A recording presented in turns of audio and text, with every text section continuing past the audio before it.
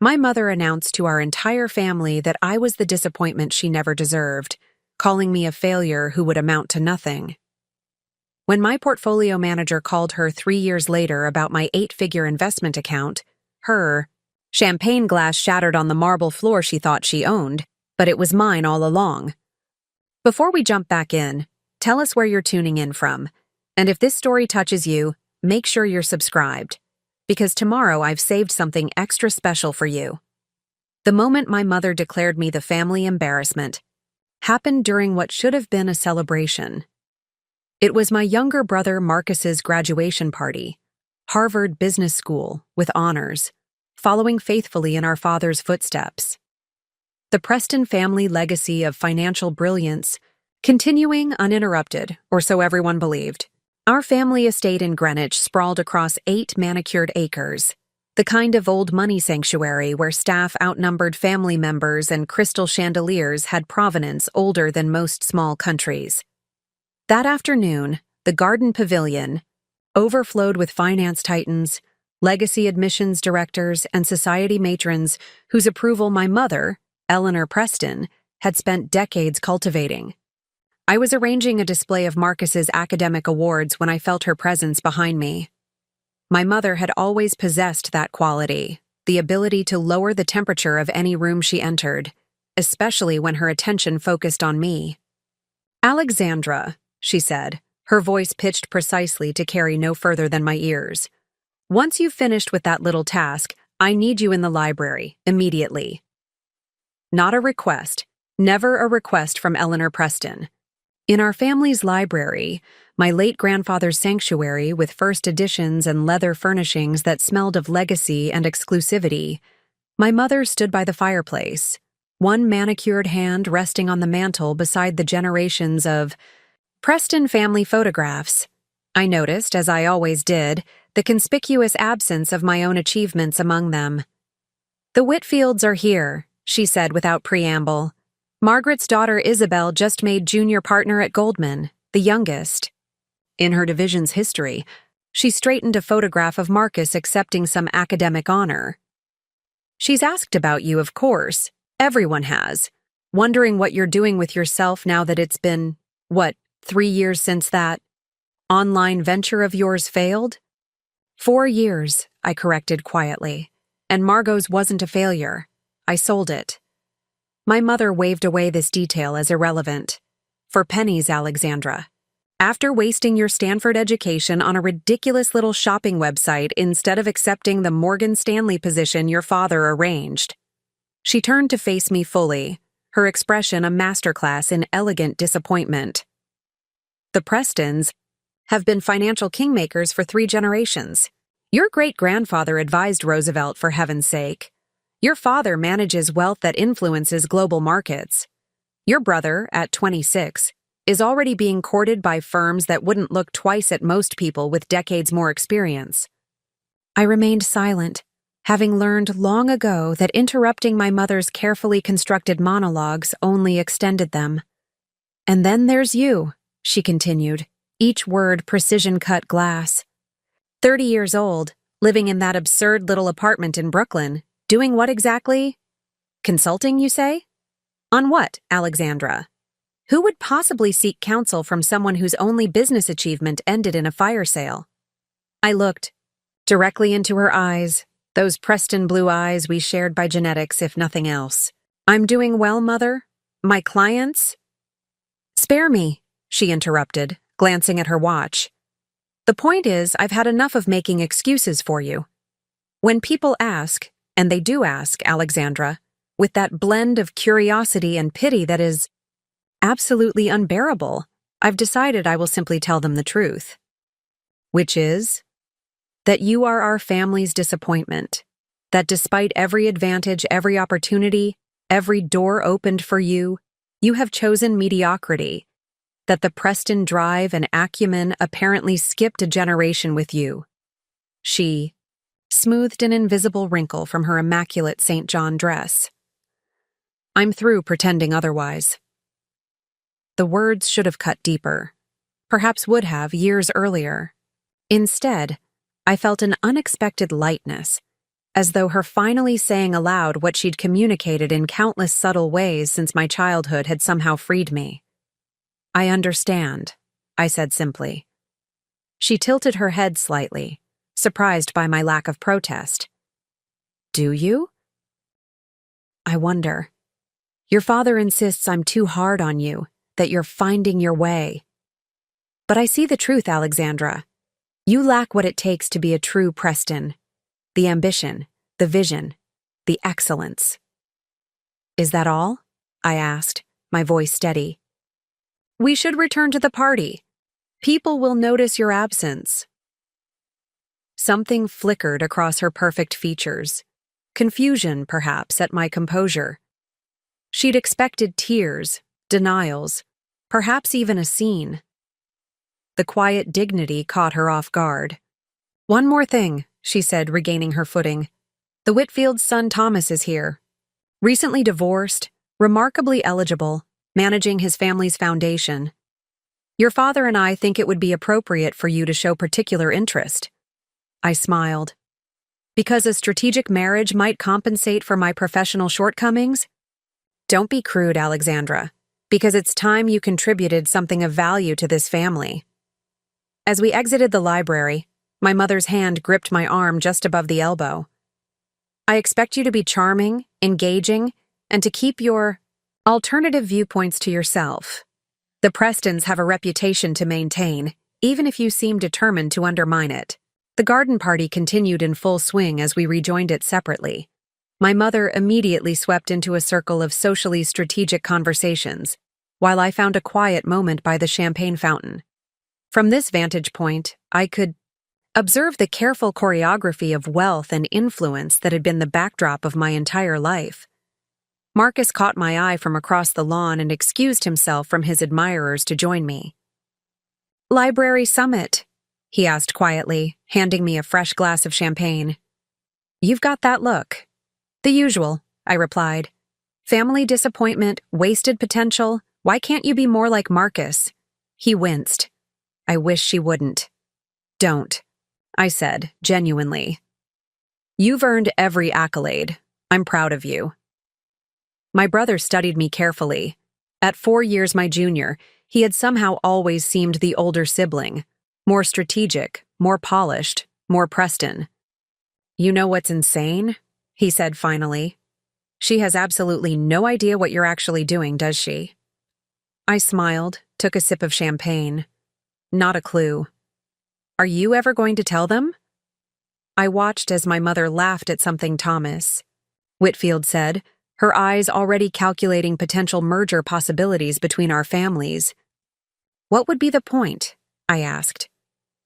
"Mother made up her mind about me long before I sold Margot's. Nothing I do will ever fit her definition of success because she never approved of the path. But if she knew about—" "She doesn't need to know," I interrupted gently. "And neither does anyone else here." Marcus shook his head. "You're the strangest person, Alex.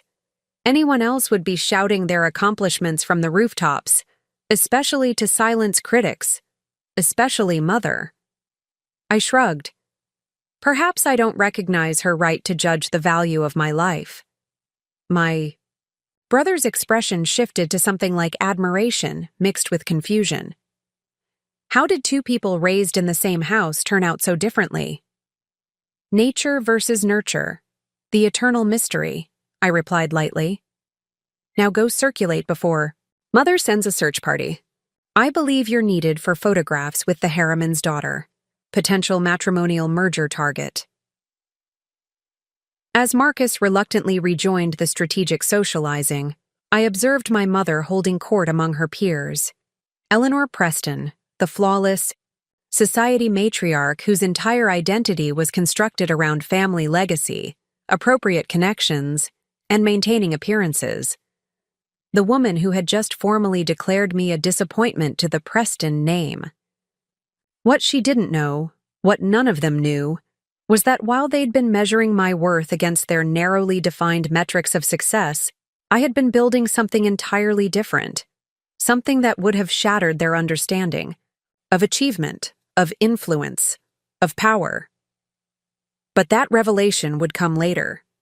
And when it did, it wouldn't arrive as a desperate plea for validation or recognition. When the truth finally emerged about exactly who Alexandra Preston had become, it would arrive precisely when I chose, not because I needed their approval, but because they would need mine. I took another sip of champagne and allowed myself a small private smile. Let my mother tell everyone I was the family disappointment.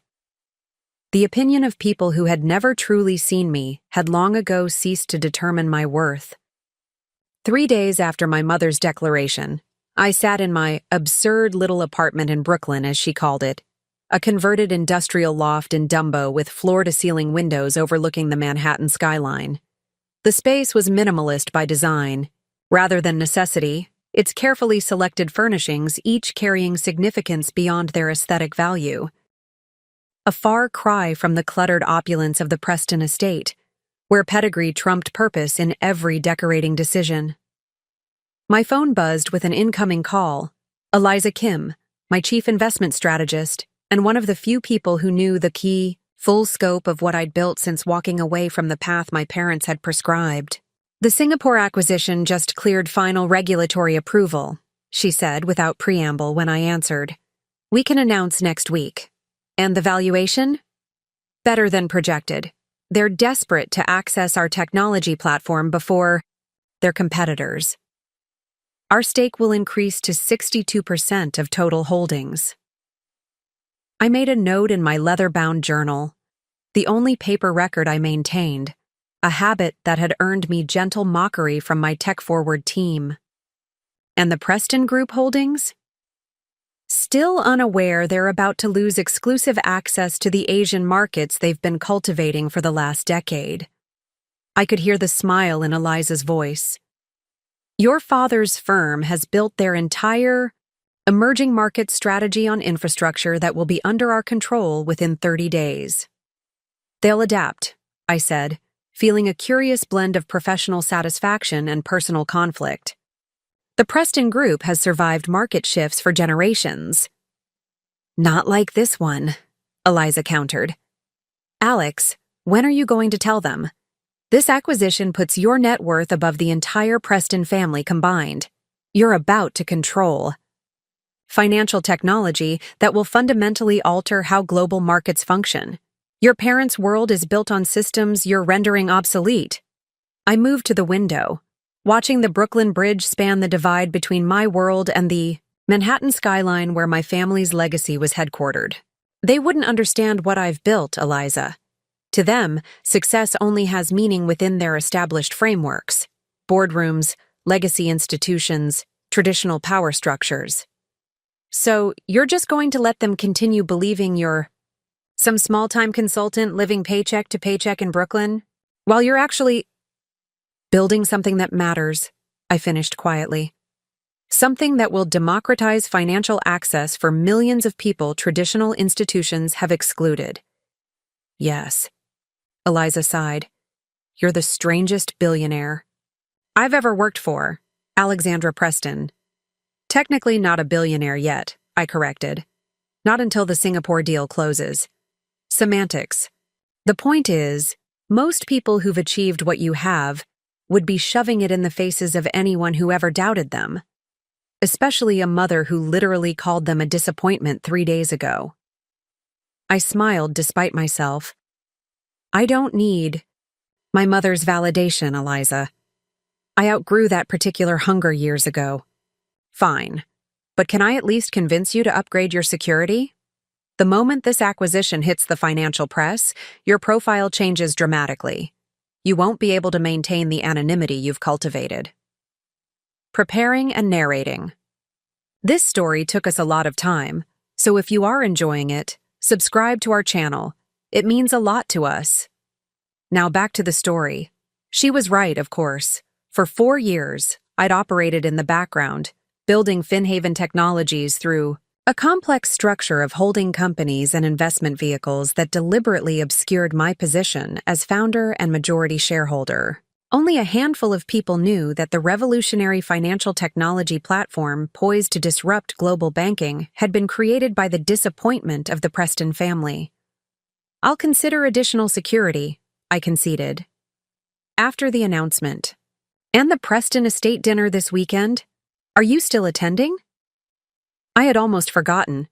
My father's 65th birthday celebration, an event that would gather the most influential figures in finance and old money society under the crystal chandeliers of my childhood home, an occasion my mother had been planning for months, where my brother's achievements would be spotlighted and my perceived failures carefully minimized. "Yes," I said after a moment. "I'll be there." "Wearing what?"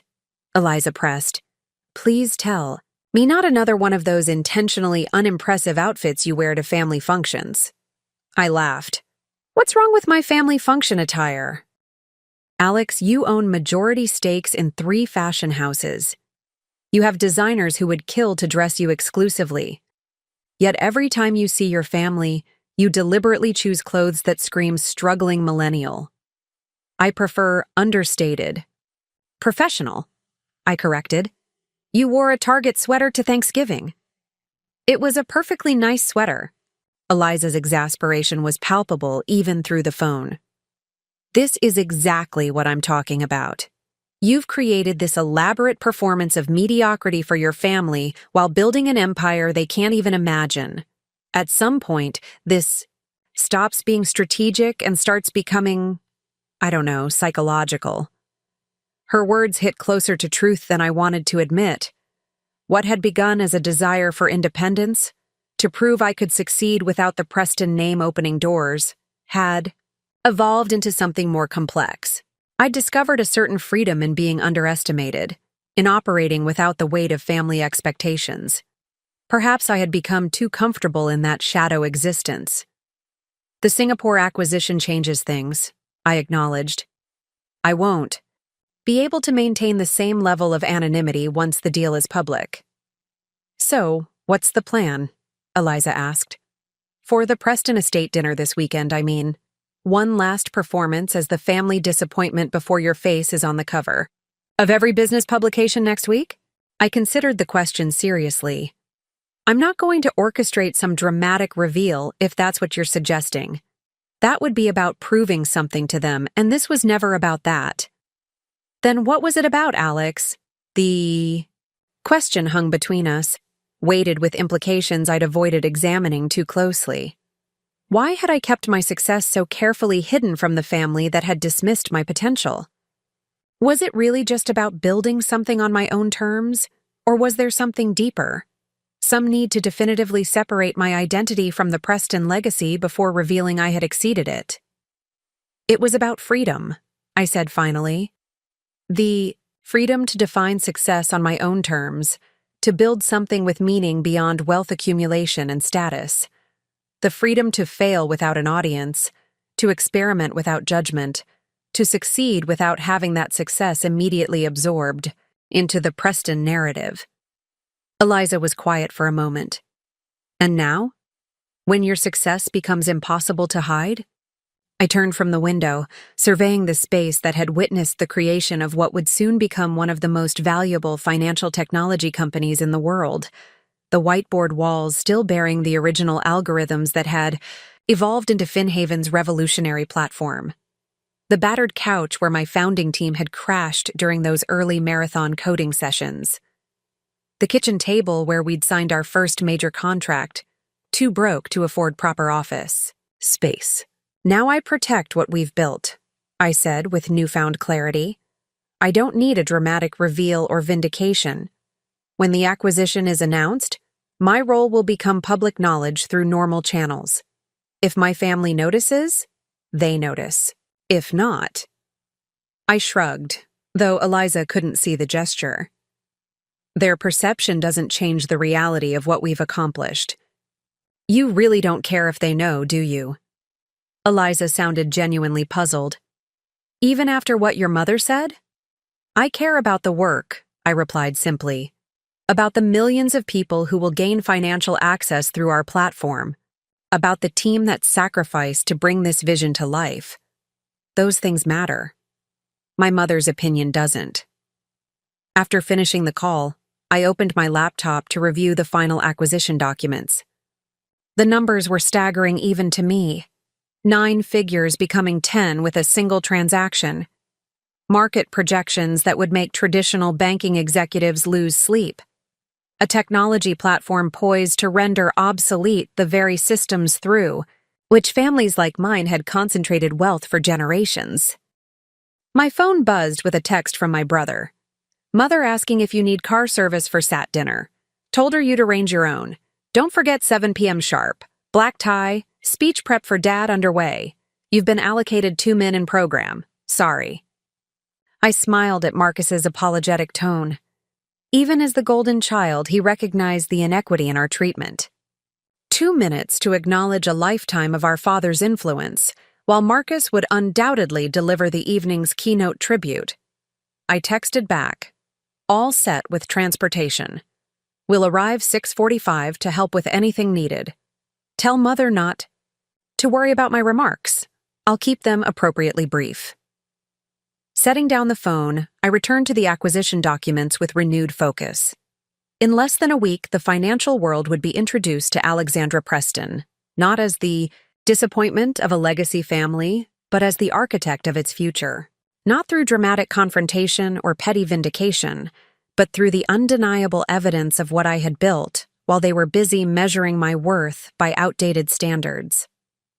The Preston name had opened doors for generations through the financial systems of the past. But the future belonged to those who could create the new systems, and I had spent 4 years building the skeleton key. The headquarters of Finhaven Technologies occupied the top 3 floors of a renovated industrial building in Chelsea, far from the traditional financial district where the Preston Group's gleaming skyscraper had dominated the Manhattan skyline for generations. I had chosen this location deliberately when we outgrew the Brooklyn loft, wanting a space that represented our ethos. Innovation built on solid foundations, transparency married with security, traditional strength reimagined for a new era. The morning before my father's birthday celebration, I arrived early for the final pre-announcement briefing with our executive team. The security guard at the desk greeted me with a simple nod. No special treatment, no recognition that the unassuming woman in jeans and a blazer owned the building and everything in it. I had established this culture intentionally, creating an environment where ideas outranked titles and impact mattered more than status. In the main conference room, 8 people awaited me. My core team, brilliant minds I had carefully recruited, not from prestigious financial institutions, but from unexpected corners of innovation. Eliza Kim, my chief strategist, had been a quantitative analyst at a boutique firm before developing an algorithm that caught my attention. Xavier Moreno, our chief technology officer, had dropped out of MIT to build financial inclusion tools for immigrant communities. Layla Washington, our head of global markets, had left a promising career at the Federal Reserve to help shape a system she believed could create more equitable access to capital. These were the people who had believed in my vision when it existed, only as mathematical models and ambitious frameworks, who had worked beside me through 3 pivots and countless setbacks, who had never once questioned my leadership despite my deliberate separation from the Preston name and the doors it could have opened. Singapore regulators signed off at 3 a.m. our time, Layla announced as I took my seat at the table. All clearances are complete. We can formally announce Monday as planned. The financial press has been receiving mysterious tips about a major disruption in global banking infrastructure, Xavier added with a slight smile. Bloomberg has 3 reporters dedicated to uncovering who's behind it. And what have they found? I asked, accepting the coffee Eliza slid across the table. Nothing concrete, she replied. They know Finhaven is the company behind the technology platform. They know we've been acquiring strategic infrastructure under various holding companies. But the ownership structure has held. They haven't connected the dots to you yet. That changes Monday, Layla reminded us. The SEC filings will make your controlling interest public. By Monday afternoon, everyone will know that Alexandra Preston, the overlooked daughter of traditional finance, has built the platform that's about to make much of her family's business model obsolete. I nodded, accepting this reality we had prepared for over years of careful development. Our messaging remains focused on the technology and its implications for financial access. My background is relevant only insofar as it informed the vision for democratizing these systems. Xavier leaned forward. Alex, with respect, the Preston angle is a major hook for the press. Your family's wealth was built on exactly the financial gatekeeping our platform eliminates. That contrast is compelling, especially given your father's position as the face of old guard banking. I understand the narrative appeal, I acknowledged. But Finhaven didn't succeed because of or in spite of my family name. It succeeded because we built better technology with a more inclusive vision. That's the story that matters. My team exchanged glances, a familiar moment when they collectively wondered why I remained so determined to separate my achievement from the family that had dismissed it. They respected my position, but didn't fully understand it. Eliza broke the momentary silence. The announcement has been scheduled for 9 a.m. Monday. The major financial networks will carry it live. We've arranged for you to ring the opening bell at the exchange afterward. The symbolism wasn't lost on me. My father had rung that same bell multiple times throughout his career, each occasion marking another expansion of the Preston Group's influence. Now his supposedly underachieving daughter would stand in that same spot, heralding a technology that would fundamentally transform the systems he had mastered. The Preston Group will be notified along with other major financial institutions at 8 a.m. Monday, Layla continued. Standard procedure, giving them an hour to process the announcement before markets open. Your father will receive the same briefing document as his competitors. Unless you want to call him before, Xavier suggested carefully. Give him some advance warning about what's coming. I considered this option briefly before shaking my head. No. The Preston Group receives the same information as everyone else. No special treatment, no early access. That's been our policy from the beginning. And the dinner tomorrow night? Eliza asked, her tone deliberately casual. The timing is interesting. You'll be celebrating your father's legacy approximately 36 hours before announcing the platform that will transform it. The room grew quiet. My team understood the personal complexity underlying our professional achievement. They had witnessed my careful separation from the Preston name, my deliberate choice to succeed on terms my family would never have approved. They recognized tomorrow night's event for what it was. Perhaps the final moment when the old narrative about Alexandra Preston, family disappointment, would remain unchallenged. Tomorrow night is about my father, I said firmly. Not about Finhaven, not about the announcement, and certainly not about using either as some form of vindication. Layla studied me with the frank assessment that made her such a valuable executive. You've spent 4 years building something revolutionary while your family believed you were floundering. You've created more wealth and influence than the combined Preston legacy while being treated as its greatest disappointment. And you're telling us that when you sit at that dinner tomorrow night, knowing what Monday will bring, you won't feel any satisfaction in their impending realization that they completely misjudged you? I met her gaze steadily. Their misjudgment was never the motivation, Layla. It was merely the freedom. Being underestimated gave me room to work without the weight of the Preston expectations. For that, I'm actually grateful. That's remarkably zen, Xavier observed with raised eyebrows. I smiled. Not zen, strategic. The energy most people waste seeking validation or nursing resentment, we channeled into building something transformative. That's why we're here, announcing this platform, while companies with far more resources are scrambling to catch up. The meeting continued with operational details for the announcement, additional security protocols, media response strategies, market reaction contingencies. My team was exceptionally prepared, having anticipated this moment through years of careful development. When we adjourned, Eliza remained behind as the others filed out. "You didn't answer Layla's question," she noted once we were alone. "Not really." "About whether I'll feel satisfaction?" She nodded. I considered the question more deeply. What I feel about Monday isn't about vindication.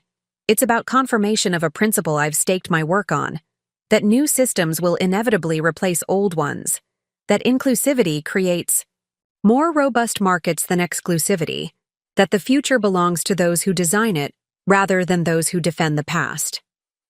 "And the fact that your family represents those defending the past?" "Is incidental," I replied. "Meaningful to me personally, perhaps, but irrelevant to what we've built." Eliza studied me with the perceptiveness that had made her my most trusted advisor. "You know what I think? I think your greatest achievement isn't Finhaven. It's your liberation from needing your family's approval. That's what made everything else possible." Her observation struck closer to truth than I had allowed myself to acknowledge. The journey from seeking the Preston validation to recognizing its irrelevance had been the true transformation. Finhaven had emerged from that freedom, the clarity that came from defining success on my own terms rather than achieving predetermined markers on someone else's path. "Maybe you're right," I conceded. "So what will you wear to this dinner?" she asked, returning to her persistent concern with my deliberate downplaying of my success. I laughed. "I haven't decided." "Something that honors who you actually are," she suggested, not necessarily announcing your success, but not hiding from it either. She hesitated before adding, "Alex, whatever happens Monday, tomorrow night is the last time you'll experience your family dynamics the way they've always been. Once the announcement goes public, everything changes. How they see you, how you relate to them, how the world positions you in relation to the Preston legacy." "I know," I said quietly. "So maybe." She continued carefully.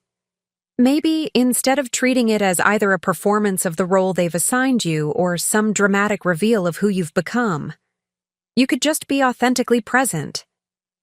Neither hiding nor announcing, just being exactly who you are before everything shifts." I considered her suggestion, recognizing its wisdom. For years, my family interactions had been carefully managed performances, deliberately understating my work, intentionally fulfilling their low expectations, strategically accepting the role of disappointment. There had been freedom in that, separation, but also a subtle cost. "I'll think about it," I promised. After Eliza left, I remained in the conference room, looking out over the Manhattan skyline. Somewhere in that forest of buildings stood the Preston Group headquarters, its logo illuminated against the sky as it had been throughout my childhood, the physical manifestation of the legacy I had been simultaneously born into and excluded from. By Monday afternoon, those same skyscrapers would house executives frantically assessing how Finhaven's technology would transform their operations. Boards would convene emergency meetings, analysts would issue revised projections, and somewhere, in that scramble of adaptation, my father would discover that the daughter he'd dismissed as lacking the Preston drive had actually reimagined it for a new era. I felt no triumph in this prospect, no vindictive satisfaction. What I felt instead was a calm certainty, not that I had proven them wrong, but that I had proven myself right. The vision they couldn't understand had manifested despite their doubts, not to refute them, but because it needed to exist. As I gathered my things to leave, I received a text from my mother. "Please arrive promptly at 7 tomorrow. Appropriate attire expected. The Whitfields will be seated at your table. Thomas.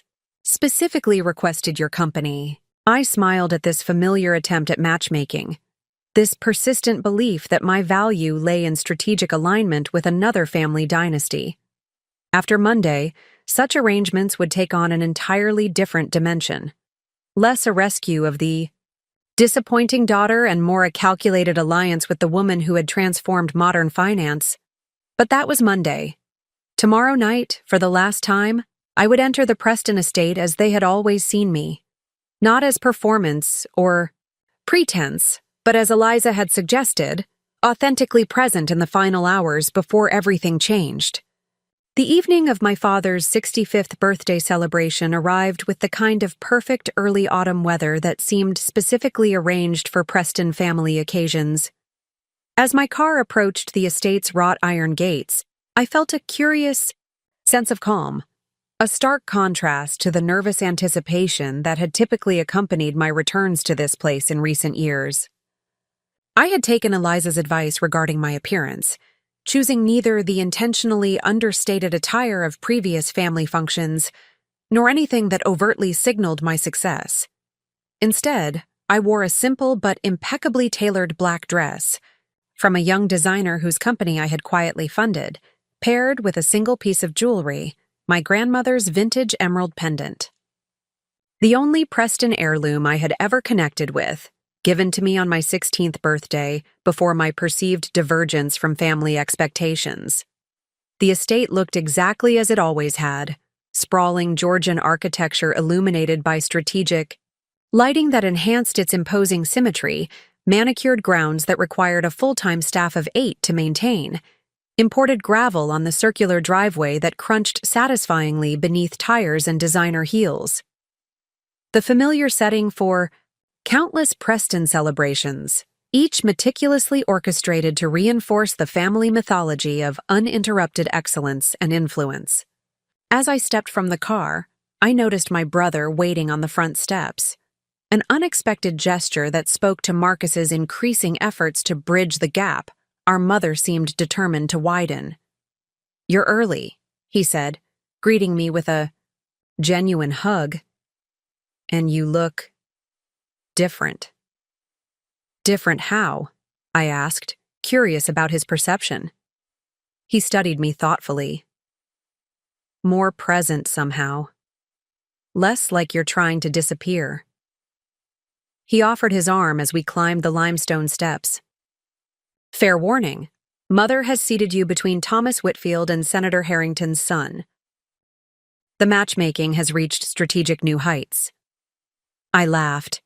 "Still determined to secure the Preston legacy through advantageous marriage?"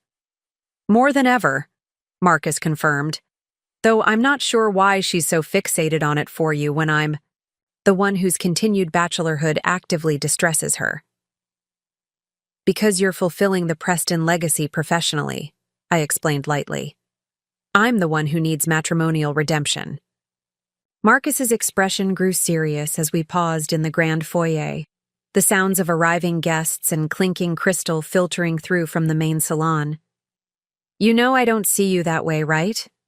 The family disappointment or whatever ridiculous label Mother has assigned." His sincerity touched me. "I know, Marcus, and I appreciate that more than you realize. I just wish you'd let them see what you're actually doing.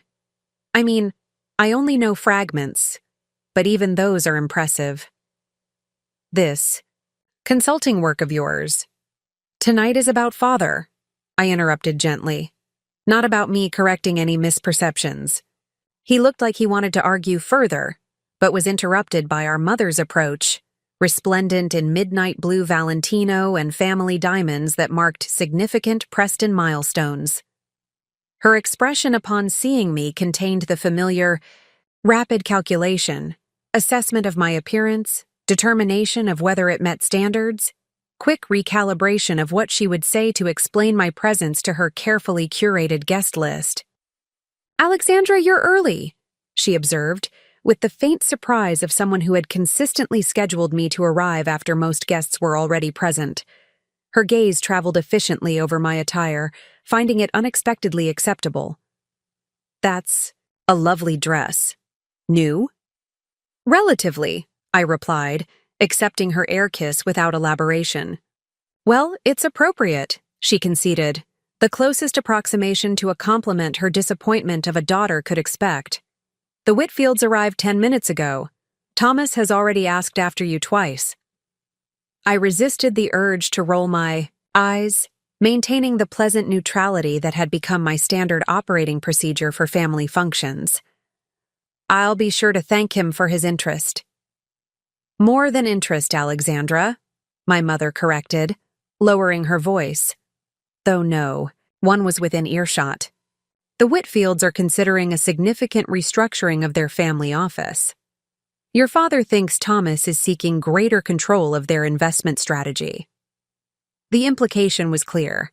This potential match carried business advantages, beyond the usual social alignments she pursued. How convenient, I remarked mildly. Something in my tone caught her attention, drawing a more focused assessment than her usual dismissive glance. You seem different tonight. Like brother, like mother, though her observation carried suspicion rather than Marcus's affection. Do I? I asked with genuine curiosity. More. She searched for the right word, her social precision demanding. Accuracy. Composed. Before I could respond, my father appeared, distinguished in his tuxedo with the subtle confidence of a man who had spent decades in rooms where his opinion shaped markets and influenced policy. Richard Preston at 65 remained an imposing figure, tall, silver-haired, with the characteristic Preston blue eyes that had passed to both his children. Eyes that lit with genuine warmth upon seeing me. There's my Alexandra, he said, embracing me with the enthusiasm my mother always found slightly undignified. Right on time as always. The minor fiction, that I was characteristically punctual rather than chronically disappointing, was one of his small kindnesses, his subtle attempt to present me more favorably in family mythology. Happy birthday, Father, I said, returning his embrace with genuine affection. Despite our professional divergence, the personal connection had remained largely intact, less weighted with expectation than my relationship with my mother, more accepting of my different path even if he didn't fully understand it. You look lovely, he said, holding me at arm's length for inspection. There's something different about you tonight, more confident. I smiled at this third variation on the same observation. Maybe I'm just happy to celebrate with you. Or perhaps she's finally recognizing the opportunity the Whitfield connection represents, my mother suggested, unable to resist redirecting the conversation to her strategic objectives. My father's slight eye roll was nearly imperceptible. Private communication between us acknowledging, but not directly challenging Eleanor's matchmaking agenda. Whatever the reason, I'm glad to have both my children here. He offered each of us an arm. Shall we join our guests? I believe your mother has scheduled my entrance for precisely this moment. As we moved toward the grand salon where nearly 200 of the financial elite had gathered to celebrate my father's legacy, I felt a strange confluence of worlds. The Preston universe I had strategically distanced myself from colliding with the reality of what awaited on Monday morning. For perhaps the last time, I would navigate this environment as Alexandra Preston, family disappointment and professional underachiever, rather than as the architect of financial disruption poised to transform her father's industry. The evening proceeded with the precisely choreographed elegance that characterized all Preston functions. Cocktails flowing seamlessly into dinner, conversations strategically facilitated to strengthen key alliances, every element from floral arrangements to musical selections carefully curated to reinforce the family's impeccable taste and influence. I was indeed seated between Thomas Whitfield and Harrison Harrington, eligible bachelors from families whose connections would benefit the Preston portfolio in specific ways my mother had undoubtedly mapped out in detail. I engaged with them, pleasantly, neither encouraging nor discouraging their obvious interest, maintaining the careful balance I had perfected at countless similar events.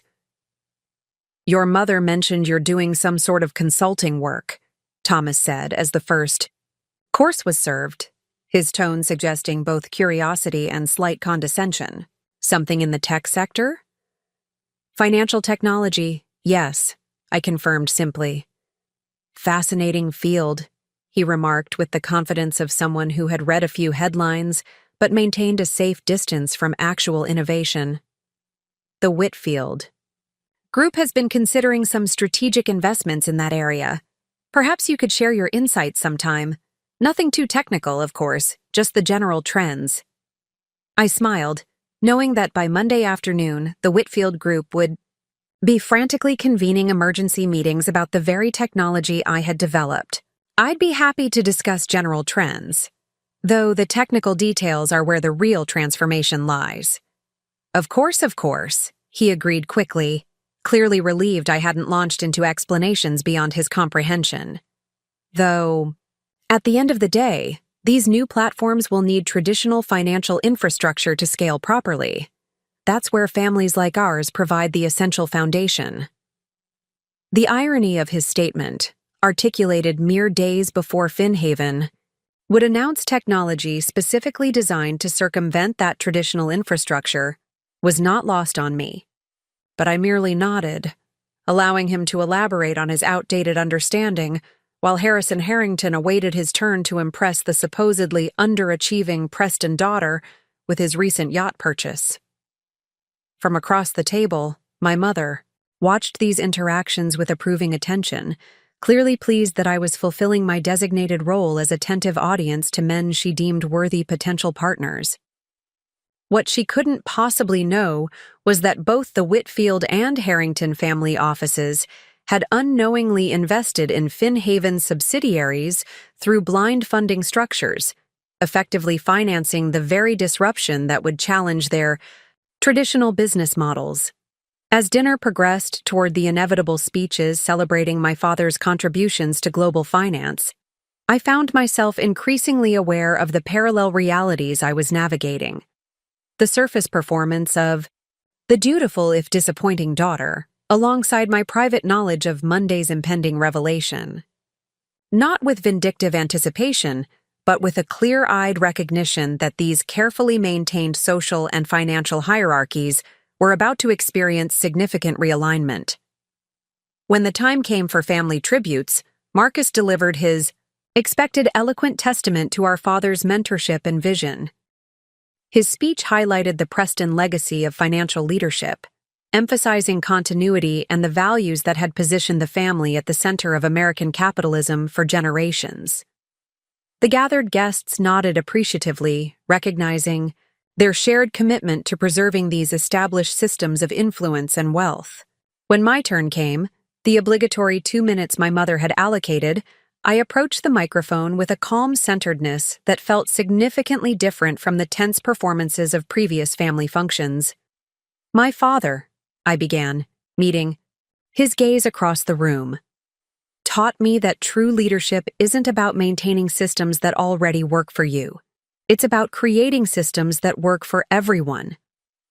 I paused, watching my father's slight smile at this characterization, one that highlighted an aspect of his philosophy that his peers often overlooked in favor of his market achievements.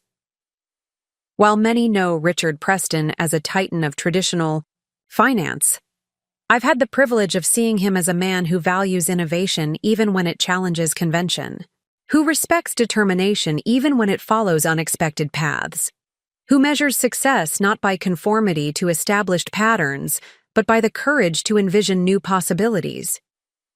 My mother's expression had shifted from initial approval to slight confusion. This wasn't the standard acknowledgement of Preston excellence she had anticipated.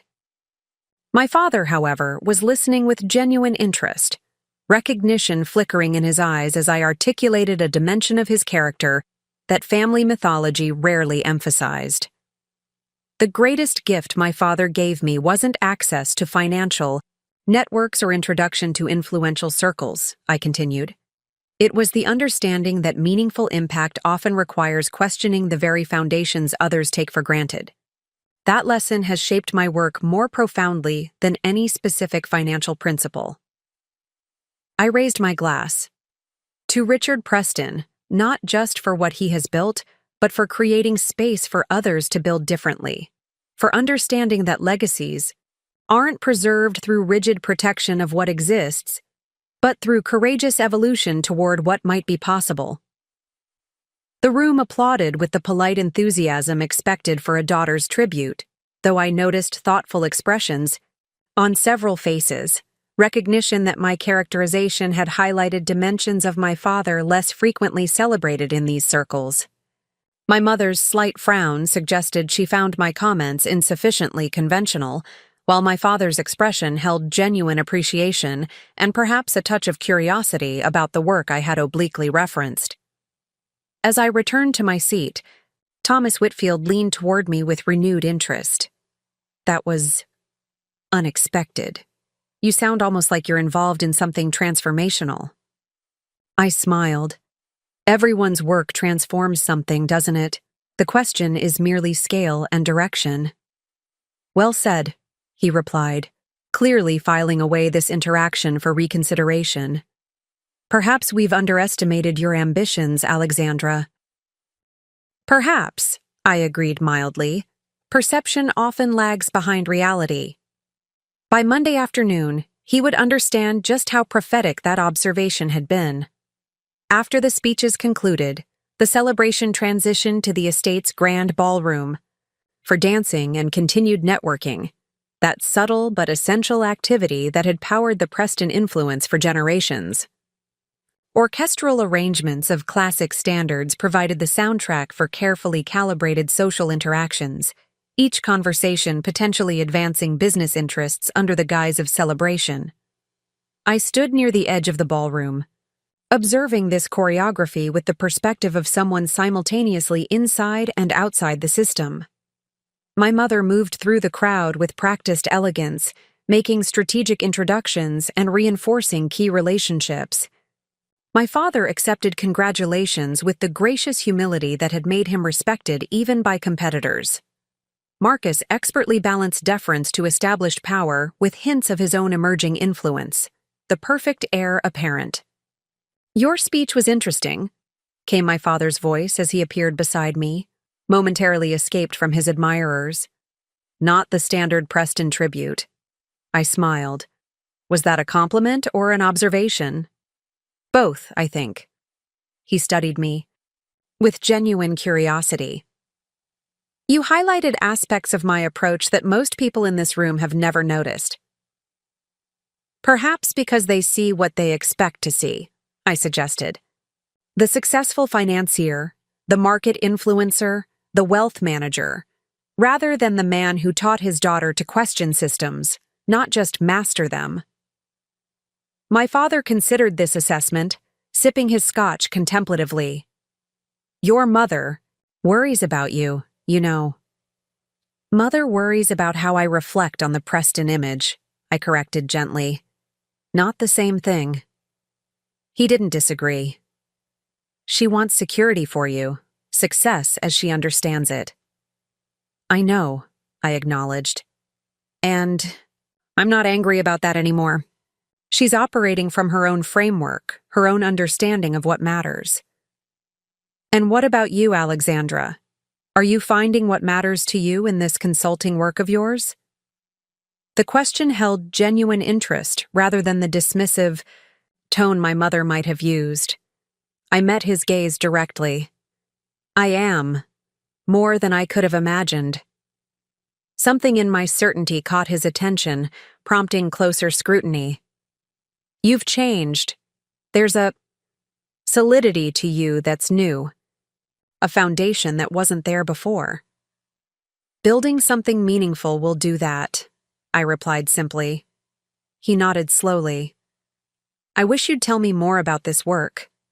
Not because I doubt it, but because I'm genuinely curious about what captures my daughter's formidable intelligence and determination.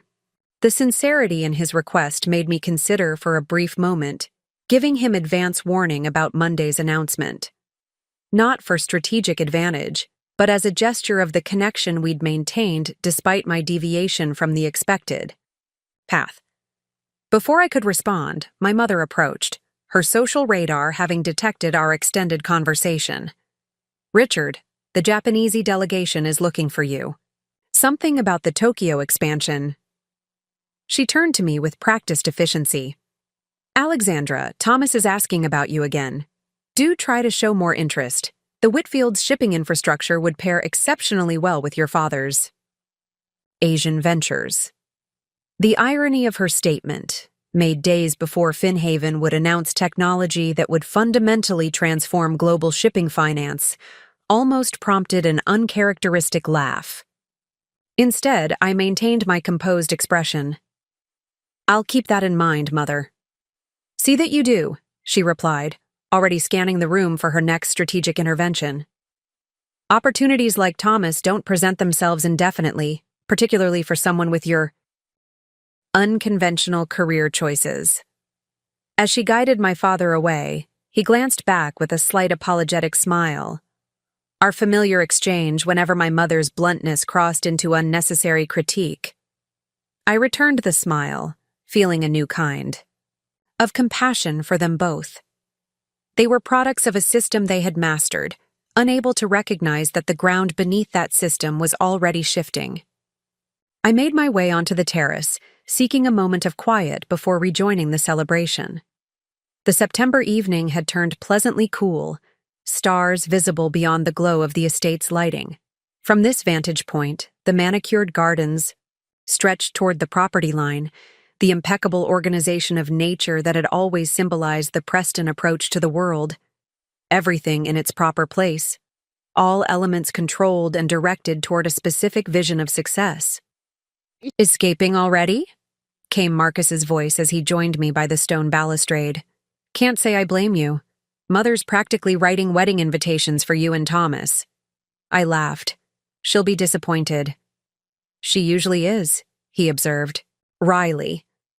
At least when it comes to you, though I noticed something different tonight. You seem less affected by her expectations. More, I don't know, self-contained. Good description, I acknowledged. I've found there's freedom in recognizing that someone else's measuring stick doesn't have to be your own. He considered this, loosening his bow tie slightly.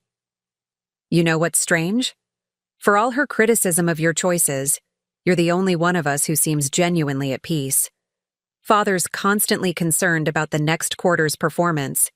I'm always trying to prove I deserve the Preston mantle, and Mother's perpetually worried about maintaining our position. But you, he gestured toward me, you carry none of that weight. His observation was surprisingly perceptive. That's because I stopped trying to succeed on terms that weren't meaningful to me. Once you define success for yourself, people's assessments become interesting data points rather than defining verdicts. Very philosophical, he noted with a half smile. Though I imagine it's easier to be philosophical when you're not responsible for a multi-generational legacy. The weight of legacy is a choice, Marcus, I said gently. One you've made consciously, and I respect that, but it's still a choice, not an inevitability. He leaned against the balustrade, looking back toward the illuminated ballroom where generations of financial influence danced and networked. Sometimes I wonder what would happen if I just walked away, did something completely different, something that mattered beyond quarterly returns and market position. You could find out, I suggested. The Preston name would survive. He laughed without humor. Not according to Mother. The way she describes it, my adherence to the predetermined path is all that stands between our family and complete social and financial ruin. And yet here I am, the family disappointment. And somehow the world continues turning, I observed with a smile. Here you are indeed, Marcus agreed, studying me with renewed curiosity. Successfully doing something that none of us quite understands. Which reminds me, he lowered his voice conspiratorially. I heard Harrison Harrington's father complaining about a mysterious financial technology platform that's causing massive concern among traditional banks. Something about disintermediation of established systems sounded terribly innovative and threatening to the old guard. I maintained a neutral expression, though internally I noted that word of Finhaven had begun circulating even before the official announcement. The financial world is always evolving. Innovation is inevitable. Marcus murmured, watching me carefully. The interesting part was when he mentioned rumors that a major announcement was coming Monday. Something that would fundamentally realign market infrastructure, whatever that means. Sounds dramatic, I remarked mildly. It does, he agreed, still studying my face. Almost as dramatic as my brilliant sister who supposedly failed in business now advising on cutting-edge financial technology while saying cryptic things about defining success on her own terms. I met his gaze with a small smile. Perception and reality often operate on different timelines, Marcus. He shook his head slowly, a dawning realization in his expression. It's you, isn't it? Whatever's coming Monday, you're connected to it somehow. Instead of answering directly, I asked, do you remember when we were children and Father would take us to the office on weekends? How you would immediately go to his desk and start organizing his papers, while I would wander around, asking questions about why the systems worked the way they did? He nodded. You drove the executive team crazy, always asking why they couldn't do things differently. That curiosity never went away, I said simply. I just found different places to apply it. Marcus was quiet for a moment, processing the implications of what I hadn't quite said. Whatever it is you've built, Alex, is it good? I mean, does it matter beyond disruption for disruption's sake? The question touched me with its sincerity. Beneath the polished Preston air was still my younger brother, concerned with more than market position. It matters, I assured him. It makes financial systems more accessible to people who have been systematically excluded. It reduces artificial friction that benefits institutions at the expense of individuals. It creates more transparent pathways for capital to reach innovation. That sounds... He hesitated, searching for the right word. Important. It is, I confirmed. More important than proving anything to anyone about my worth or capability. He nodded slowly, then glanced back toward the ballroom. Mother's looking for you, probably for another strategic introduction. I should go back in, I agreed. One last evening of being exactly who they expect me to be. Marcus raised an eyebrow. And after tonight?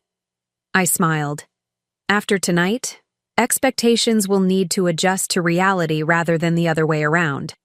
As we returned to the celebration, I found myself approached not by Thomas Whitfield, but by his father, Charles, the patriarch of the Whitfield fortune and a contemporary of my father's in the financial establishment. Alexandra, he greeted, me with the particular tone reserved for the underachieving offspring of peers. I understand you've been doing some work in financial technology. Consulting, is it? Among other things, I confirmed pleasantly. Fascinating field, he continued, his tone suggesting it was anything but. Though between us, I think there's excessive concern about these so-called disruptive platforms.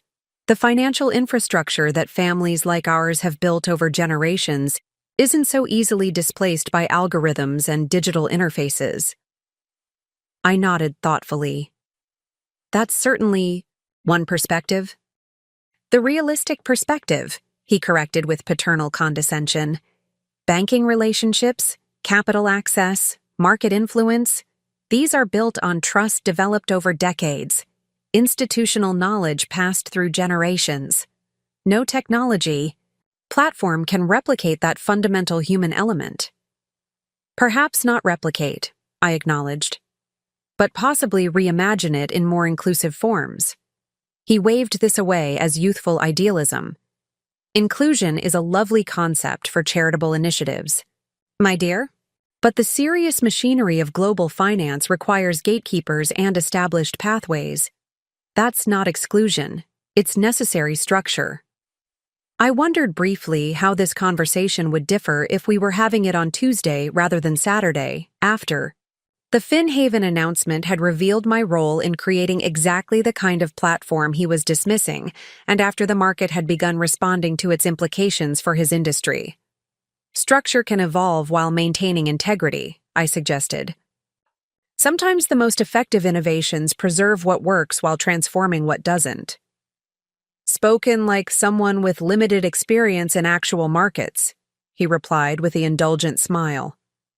No offense intended, of course. Your father and I have simply witnessed too many supposed revolutions that ultimately required the stability our institutions provide.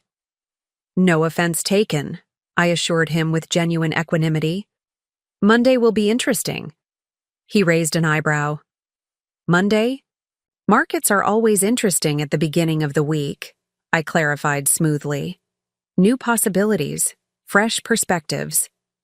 As Charles Whitfield was called away by another guest, I caught my mother watching our interaction with obvious disappointment, likely interpreting my failure to impress the Whitfield patriarch as another missed opportunity for advantageous connection. What none of them could possibly know was that by Monday afternoon, the dynamic between our families would be fundamentally altered, not by strategic marriage, but by technological disruption that would reposition the very foundations of their influence. For now, though, I continued playing my assigned role for the remainder of the evening, the underachieving daughter making a respectful appearance at her father's celebration. I accepted the subtle condescension from family friends, who asked vague questions about my little consulting business, with the same pleasant detachment I'd cultivated for years. I deflected my mother's increasingly transparent attempts to position me advantageously for Thomas Whitfield's attention. But beneath this familiar performance ran a quiet current of anticipation, not for vindication or recognition, but for the freedom that Monday would bring. Freedom from pretense, from strategic diminishment, from the careful management of others' perceptions. After years of intentional separation between my family identity and my professional reality, the coming announcement would finally align. These worlds, not through my seeking validation, but through the natural emergence of undeniable truth. As the evening drew to a close and guests began departing, my father found me again, this time with a gift, a small box carefully wrapped. A little something to remember tonight, he explained as I accepted it. Perhaps not as conventional, as your mother might prefer, but I thought it suited you better. Inside was not the typical Preston gift of family jewelry or symbolic heirloom, but a beautifully crafted compass, its case inscribed with words from Ralph Waldo Emerson. Do not follow where the path may lead. Go instead where there is no path, and leave a trail. I looked up in surprise, genuinely touched by the unexpected sentiment. I may not fully understand the path you've chosen, Alexandra, my father said quietly, but I've always respected your determination to define it for yourself. The sincerity in his voice created a moment of connection that transcended our professional divergence, a recognition that beneath the Preston legacy and expectations existed a simpler relationship between a father and daughter. Thank you, I said simply, the words encompassing more than just the gift. He nodded, understanding the broader acknowledgement. Whatever you're building, I hope it matters. Not to the Preston name or to market position, but to you. That's the success that counts in the end. As he rejoined my mother to bid farewell, to the remaining guests, I held the compass in my palm, feeling its weight and significance. For all the limitation of the Preston definition of success, my father had just demonstrated that evolution was possible, that even those deeply embedded in established systems could recognize the value of charting new directions. Monday would bring inevitable transformation to these carefully maintained family dynamics. But tonight had offered something unexpected, a glimpse of connection that might survive that transformation, a relationship that could potentially bridge between worlds I had long assumed were irreconcilable. As I prepared to leave, my mother approached for a final assessment. You managed not to embarrass us tonight, she observed, her version of approval. Though you could have shown more interest in Thomas. He's considering 3 potential board appointments, all of which would complement your father's interests nicely. I'm sure Thomas will make advantageous choices regardless of my interest, I replied evenly. She sighed with practiced martyrdom. Alexandra, when will you recognize that your position in this family carries responsibilities? Connections aren't merely social, they're foundational to maintaining influence. Your continued disinterest in strategic relationships reflects a fundamental misunderstanding of how our world operates. I studied my mother, her perfect posture, her flawless appearance, her absolute certainty in a perspective that had never been challenged, and found myself responding not with the familiar tension of unmet expectations, but with genuine compassion for the limitations of her understanding. Perhaps, I suggested gently, there are multiple ways for worlds to operate successfully. Philosophy won't secure your future, she countered briskly. I smiled. My future is already secure, Mother, just not in the form you've imagined. Something in my certainty gave her pause, prompting a more careful assessment than her typical dismissal. You're different tonight, more settled. I am settled, I confirmed, comfortable with the path I've chosen and what I've built along it. And what exactly have you built, Alexandra? She asked, genuine curiosity momentarily overriding her customary judgment. This consulting work? Is it actually providing the stability and position you deserve as a Preston? I considered how to answer, knowing that within 48 hours, this question would be answered more definitively than any explanation I could offer now. What I've built, I said carefully, is aligned with values I believe in. It creates meaningful impact while providing more than sufficient resources. Most importantly, it represents an authentic expression of my capabilities and vision rather than an inherited definition of success. She frowned slightly, parsing this response for concrete indicators of achievement by her metrics. Finding none that registered, she returned to more familiar ground. Well, I suppose there's always the possibility of an advantageous marriage to provide the structure your career choices lack. Rather than feeling the familiar frustration at this reduction of my value to marriage potential, I felt a curious lightness, the freedom of recognizing that her limited perspective would soon confront evidence it could not dismiss. We should all remain open to life's unexpected developments, I agreed with genuine equanimity. Monday often brings fresh perspectives. Sunday passed with deceptive tranquility, the calm before Monday's inevitable storm. I spent the day reviewing final announcement details with my team via secure video conference, each element meticulously prepared for a revelation that would reshape the financial landscape. By evening, everything was in place for the 9 a.m. announcement. That would connect Alexandra Preston, family disappointment, with E. Wright, financial innovator. Monday morning dawned clear and crisp, the kind of pristine September day that seemed too perfect for ordinary business. I dressed with deliberate intention, a tailored charcoal suit that projected authority without ostentation, simple pearl earrings that had been my first significant purchase after selling my initial startup, and my grandmother's emerald pendant, as a private reminder of continuity amid transformation. The press packets go out in 30 minutes, Eliza reported during our 7 a.m. call. Financial networks are already speculating about a major disruptive announcement in the banking sector. The market's buzzing. And the Preston Group? I asked, the question I'd carefully avoided throughout our preparations. Set to receive the standard institutional notification at 8 a.m., along with all other major financial entities, she confirmed. Though I should mention, our sources indicate that Charles Whitfield has been making urgent calls since yesterday evening. Apparently, your conversation at the party prompted some concerns. I smiled slightly. Not surprising. He was quite confident in dismissing financial technology as a passing trend with limited impact on established institutions. A perspective that will age particularly poorly by this afternoon, Eliza noted with satisfaction.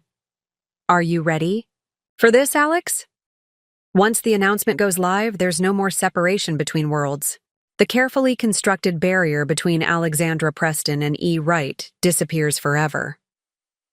"I'm ready," I confirmed, surprised by the absolute certainty I felt.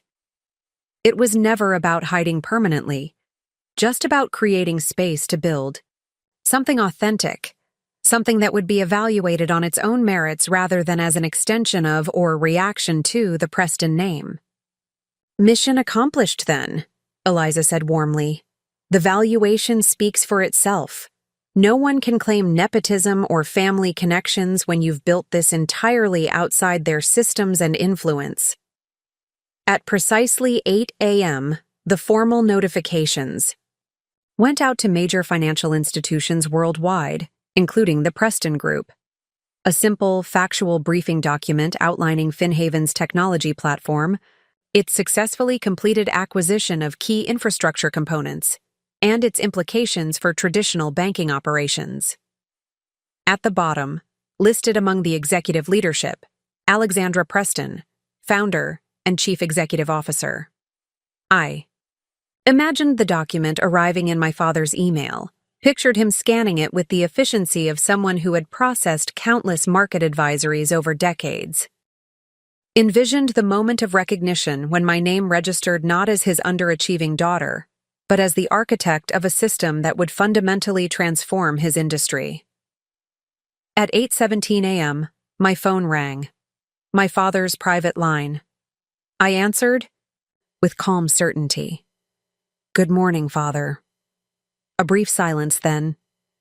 "Finhaven Technologies." His voice carried neither anger nor shock, but a measured assessment I recognized from countless business discussions throughout my childhood. "Your consulting work, I presume?" "Yes," I confirmed simply. Another pause. "The Singapore acquisition, that's been causing ripples in Asian markets for months. That was you?" "That was us," I corrected gently. "I have an exceptional team. Valued at—" I heard paper rustling as he referenced the document. $4, $7 billion after the acquisition. Closes. With technology that essentially disintermediates traditional banking infrastructure for cross-border transactions and capital formation. His tone held the growing recognition of what this actually meant, both for the industry and for his perception of his daughter. That's the simplest explanation, yes. "Alexandra," he said finally, "why didn't you tell me? All these years, when your mother and I thought—" He stopped, recalibrating. "When we believed you were struggling to find direction." The question was fair, asked without accusation. "I needed to build this independently," I explained. "Not as a Preston venture or with Preston connections. Finhaven's success needed to stand entirely on its own merits, without the distortion of family legacy or influence." "I understand that," he acknowledged, surprising me. "But even after you'd achieved initial success, the Series A funding, the early growth, why maintain the separation?" I considered how to articulate what had evolved from necessary independence to strategic advantage. "Being underestimated created freedom, Father. Operating without scrutiny or external expectations allowed us to develop approaches that might have been dismissed within traditional frameworks. The separation wasn't about rejecting the Preston name. It was about creating space for innovation that existing systems couldn't envision." His thoughtful silence suggested he was processing this perspective with genuine consideration.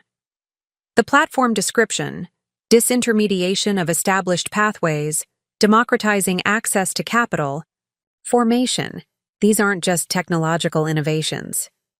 They're philosophical challenges to how our industry has operated for generations.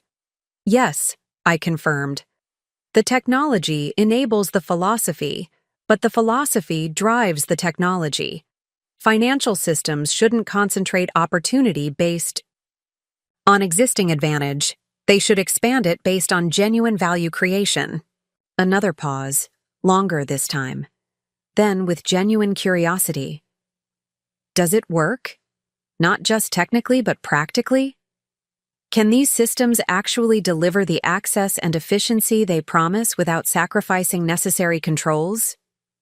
The question revealed why my father had maintained respect throughout an industry often characterized by self-interest and short-term thinking. Unlike many of his peers, he remained genuinely interested in whether new approaches might legitimately improve existing systems, not just in defending those systems against change. It works, I assured him. We've run parallel implementations alongside traditional structures for 18 months. The results are compelling enough that even conventional institutions will need to adapt, rather than resist. Including the Preston Group, he observed, the reality of his position in this transformation becoming clearer. Including the Preston Group, I confirmed gently. Though your existing relationships and expertise remain valuable, they just need to operate within evolved systems.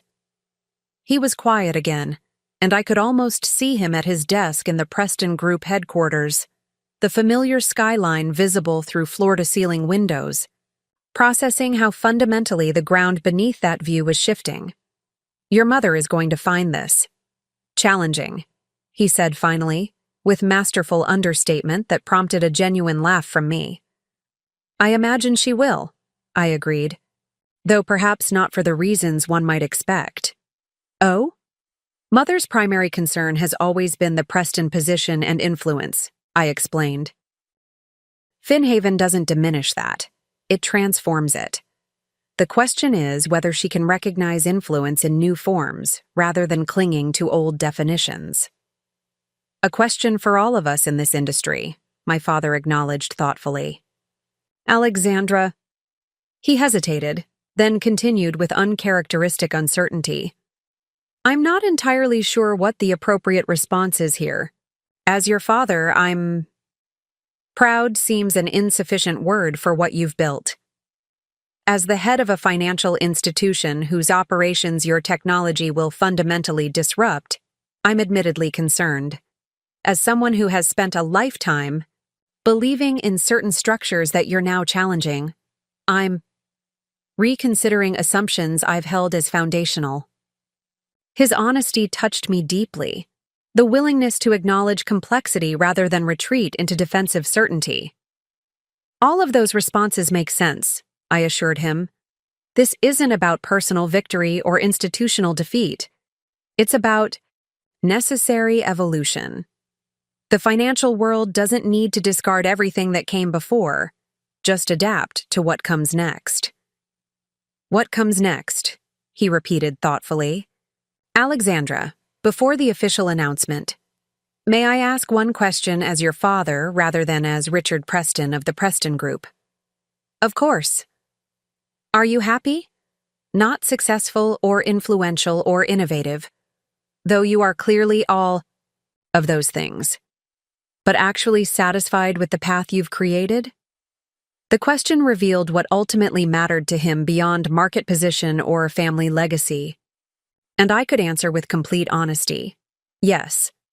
Building something aligned with my values, working with people who share that vision, creating impact that extends beyond wealth accumulation. It's brought a fulfillment that following the expected path never could have. I heard him exhale slowly. Then, regardless of how the markets respond today, or how your mother processes this revelation, I need you to know that I'm genuinely proud of you. Not because of the valuation or the innovation, but because you had the courage to define success on your own terms. Before I could respond, I heard a commotion in the background, voices rising in his office, the distinctive clip of my mother's heels approaching with purpose. I believe your mother has just received the notification, my father observed dryly. Should I let you go? I offered. Perhaps that would be wise, he agreed, though I suspect you'll be hearing from her directly momentarily. As we ended the call, I felt a surprising lightness, not vindication or triumph, but the simple relief of alignment between worlds that had been carefully separated for years. My father's response had been neither the defensive rejection I had half expected nor the immediate celebration that would have rung false, but something more valuable. genuine recognition of what I had built, coupled with honest acknowledgement of its implications. I had barely set down my phone when it rang again. Not my mother, as anticipated, but Marcus. "Alexandra Preston, financial revolutionary," he greeted me, his tone blending surprise with admiration. "The notifications just hit Preston Group. Father's office looks like a war room, and mother is, well, processing, would be a generous description." I smiled at his characterization. "I just spoke with father." And? He was thoughtful, measured, genuinely interested in understanding the technology and its implications. Marcus made a sound of acknowledgement. That's father, always the strategist, looking 3 moves ahead even when the board has been overturned. He paused. Mother, however, is operating on a different timeline. Currently, somewhere between denial and... Actually, I'm not sure there's a name for what's happening. She keeps saying there must be some mistake, that the Alexandra Preston listed as founder and CEO must be someone else with the same name. Despite the seriousness of the moment, I couldn't help laughing. Classic mother. When reality doesn't conform to her expectations, reality must be mistaken. "She's on her way to your office," Marcus warned, "or where she thinks your office is, that consulting space you've maintained as a front in Midtown. She's determined to sort out this confusion before the announcement goes public." "Well, she won't find me there," I noted calmly. "The official announcement happens in..." I checked my watch. 23 minutes from Finhaven headquarters in Chelsea, followed by the opening bell ceremony at the exchange. Marcus whistled low. "You're ringing the opening bell? That's..." Significant. "Symbolic," I corrected. "A recognition that financial systems are entering a new phase." "A phase you're leading," he observed. "Alex, all these years when mother was dismissing your work, and I was feeling guilty about following the Preston path while you supposedly struggled, you were building something revolutionary." "I wasn't struggling," I assured him. "I was just building differently than expected." "Does Finhaven have a position for a reformed traditional finance guy?" he asked, surprising me. "Someone who knows the old systems intimately but is increasingly convinced they need transformation." The question suggested that the revelation wasn't just changing how my family perceived me, but potentially how Marcus viewed his own path. "We're always looking for people who understand both where finance has been and where it needs to go," I replied carefully. "Though I'd want you to be certain about your motivations. Working at Finhaven wouldn't be about rejecting the Preston legacy, it would be about evolving it." "I've been questioning my path for longer than you realize," he admitted. "Not the work itself, but the narrowness of its impact. What you said last night about legacy being a choice, not an inevitability, it resonated more than you know." Before I could respond, my phone signaled another incoming call. My mother this time, her name flashing on the screen with an urgency that seemed to transcend the digital interface. "Mother is calling," I told Marcus. "Wish me luck." "You don't need luck," he replied with newfound respect. "You've already won. She just doesn't know it yet." I switched calls, answering with composed neutrality. "Good morning, Mother." Alexandra," she began, her voice tightly controlled. "There appears to be some bizarre confusion happening at your father's office. Something about a technology company with a preposterous valuation and someone using your name as its founder. I'm on my way to your office to address this before it becomes an embarrassing situation for the family." The fact that she could interpret the situation only as identity theft rather than actual achievement revealed the depth of her certainty that I was incapable of significant success. In the past, this dismissal might have stung. Now, it merely highlighted how completely perception could diverge from reality when filtered through rigid expectations. "There's no confusion, Mother," I replied calmly. "Finhaven Technologies is my company. I founded it 4 years ago after selling Margot's, the failed venture, as you've called it. though the sale actually provided the seed funding for what became Finhaven. Silence. Then, that's not possible. Not probable by your assessment, I corrected gently, but entirely possible, as the documentation you've received confirms. But I could almost see her struggling to integrate this information. With her established narrative, you've been working as a consultant, living in Brooklyn, disconnected from the proper financial circles. I've been building a financial technology platform that now facilitates transactions for institutions across 17 countries, I clarified. Living in a property I own, outright in Dumbo, and creating new financial circles rather than seeking admission to existing ones. The silence extended, punctuated only by what sounded like her car coming to a stop, presumably outside the decoy office she believed I occupied. $4.7 billion, she finally said, the figure apparently the only concrete detail she could grasp from the dissolution of her certainties. After the Singapore acquisition closes this morning, yes, I confirmed. Though the valuation was never the objective, the systemic transformation is what matters. Another extended silence.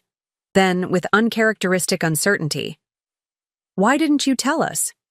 The question echoed my father's, but came from an entirely different place. Less about understanding my reasoning and more about processing what this revelation meant for her carefully constructed narrative about her disappointing daughter. I needed to build Finhaven independently, I explained, without the Preston influence or connections creating distortions in how it was perceived and developed. But after it became successful, she pressed, why maintain the pretense? Why allow me, to believe you were underachieving when you were actually… She couldn't quite articulate the scale of her misperception. It wasn't about deception, I assured her. It was about creating space for authentic development. And perhaps, I added with gentle honesty, about recognizing that your assessment of my worth wasn't something I needed to correct. Your perception of me was yours to maintain or reconsider.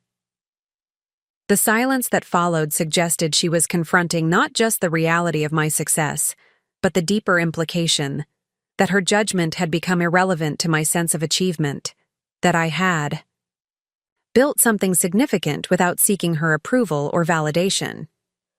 The announcement, she said finally, her voice regaining some of its customary precision. It's happening soon? 9 o'clock, I confirmed, followed by the opening bell ceremony at the exchange. You're ringing the opening bell, she repeated, the symbolic weight of this tradition clearly registering. She had attended numerous such ceremonies beside my father over decades, each marking significant moments in the Preston Group's expansion. Now, her supposedly underachieving daughter would stand in that same spot, representing not an extension of the Preston legacy, but a transformation of the systems that had defined it. Yes, I confirmed simply. Another pause, then with renewed determination. We should be there. Your father and I. The family should present a united front for an achievement of this magnitude. The request revealed how quickly she was pivoting, from dismissing my capability to recognizing the advantage of association, from questioning the possibility of my success to positioning it within the Preston narrative. Classic Eleanor Preston. Adaptation. Recalibrating to maintain position even as the ground shifted beneath her carefully arranged world. This isn't about the Preston United Front, I replied gently but firmly. Finhaven succeeded because it operated independently from established systems, including family legacy. The announcement needs to maintain that clarity. But surely, she began, then stopped, perhaps recognizing the fundamental shift in dynamic between us. I was no longer the daughter seeking approval or acceptance into the Preston definition of success. I had created my own definition and manifested it so substantially that the traditional power structure between us had been irrevocably altered. I understand, she said finally. the words clearly unfamiliar and uncomfortable. Will you at least allow us to acknowledge the achievement appropriately? Perhaps a dinner at the estate once the announcement has been properly managed. I smiled at this characteristic attempt to regain control through social orchestration. We can discuss appropriate acknowledgement later. Right now, I need to focus on the announcement and its immediate implications for the markets. Of course, she agreed with unexpected deference. Alexandra, she hesitated, then continued with uncharacteristic uncertainty. I may have misunderstood certain aspects of your professional development. Coming from Eleanor Preston, this was the equivalent of a full apology and admission of error, a seismic shift in her carefully maintained certainty about my limitations.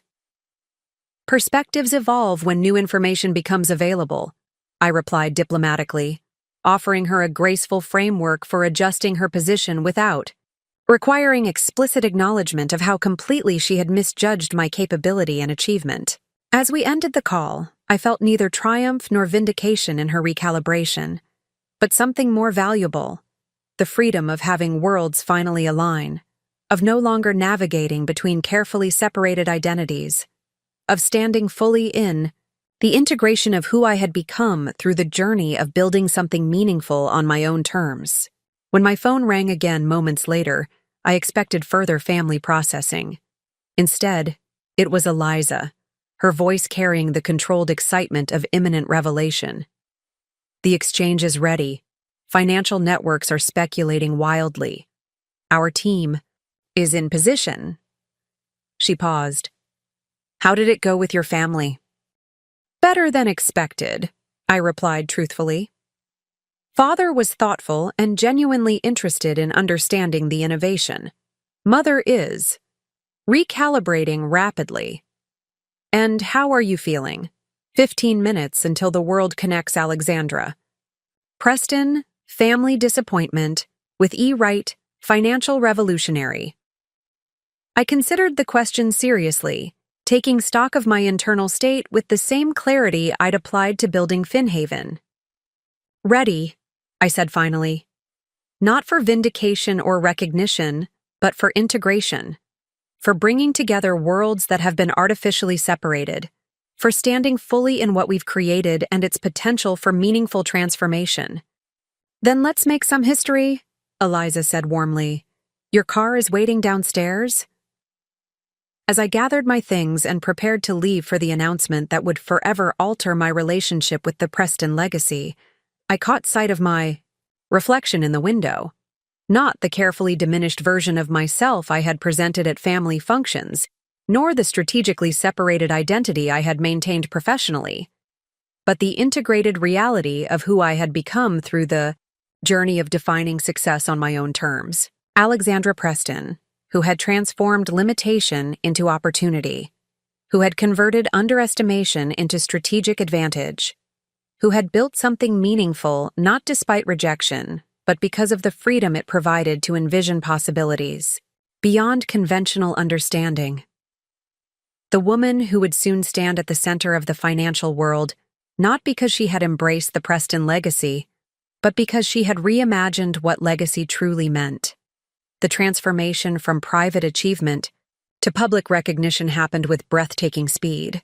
At precisely 9 a.m., the coordinated announcement of Finhaven's Singapore acquisition and revolutionary financial platform hit every major business network simultaneously.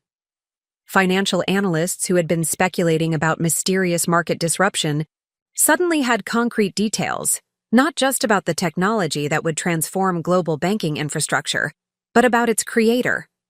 Finhaven Technologies, the financial platform valued at $7 billion after this morning's Singapore acquisition, was founded by Alexandra Preston, the CNBC anchor announced, her professional composure momentarily slipping as she processed the significance.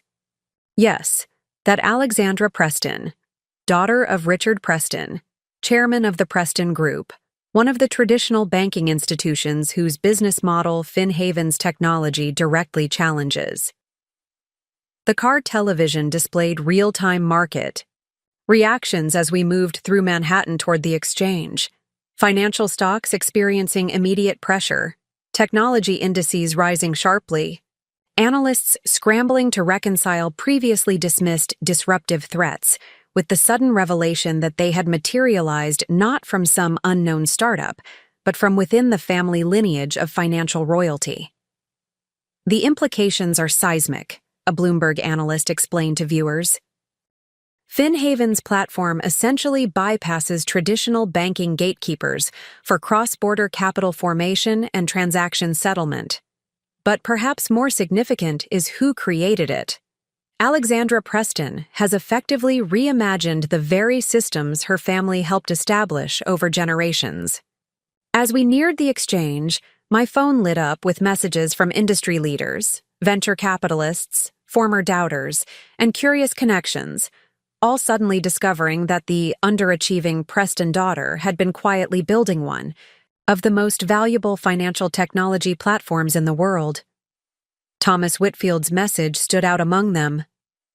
Alexandra, I owe you a profound apology for my presumptions Saturday evening. My father has called an emergency board meeting to discuss FinHaven's implications for our shipping finance operations. Would value your insights when time permits. The shift in tone from condescending potential suitor to respectful industry peer captured the fundamental realignment triggered by the morning's revelation. Contexts that had been artificially separated were now colliding, creating new possibilities for engagement beyond inherited expectations. Eliza met me at the exchange entrance, her typically composed demeanor brightened by satisfaction. Financial Twitter is imploding, she reported as we moved through security. Half the traditional banking analysts are scrambling to explain how they missed this development, and the other half are trying to downplay the implications while simultaneously advising clients to adapt immediately. And the Preston Group? I asked, the question I had been carefully avoiding. Down 7% in pre-market trading, she confirmed. Though, interestingly, they've already issued a statement acknowledging FinHaven's innovation and signaling openness to strategics. Adaptation. Your father moves quickly. This proactive response didn't surprise me. Richard Preston had maintained his position through decades of market evolution by recognizing shifts early and adapting strategically rather than resisting defensively. While many of his peers would spend today in denial or dismissal, he was already positioning the Preston Group for integration with the new reality. The exchange trading floor buzzed with unusual energy. Financial markets thrived on information advantages and structural certainties, and FinHaven had just disrupted both. As I was escorted toward the balcony overlooking the trading floor, I noticed the gathered financial press studying me with intense curiosity, trying to reconcile the composed woman in a tailored suit with both the revolutionary financial platform and the supposedly disappointing Preston daughter they'd occasionally glimpsed at industry events. 2 minutes to the opening bell, a floor director advised, positioning me near the ceremonial button that would officially open the day's trading, a day that would fundamentally transform the industry my family had helped shape for generations. Nervous? Eliza asked quietly, standing beside me as cameras positioned for the live broadcast that would be viewed in financial centers worldwide. Centered, I corrected. This moment isn't about personal validation or family narrative. It's about introducing systems that can make finance more accessible and transparent for millions of people. That purpose transcends any individual recognition.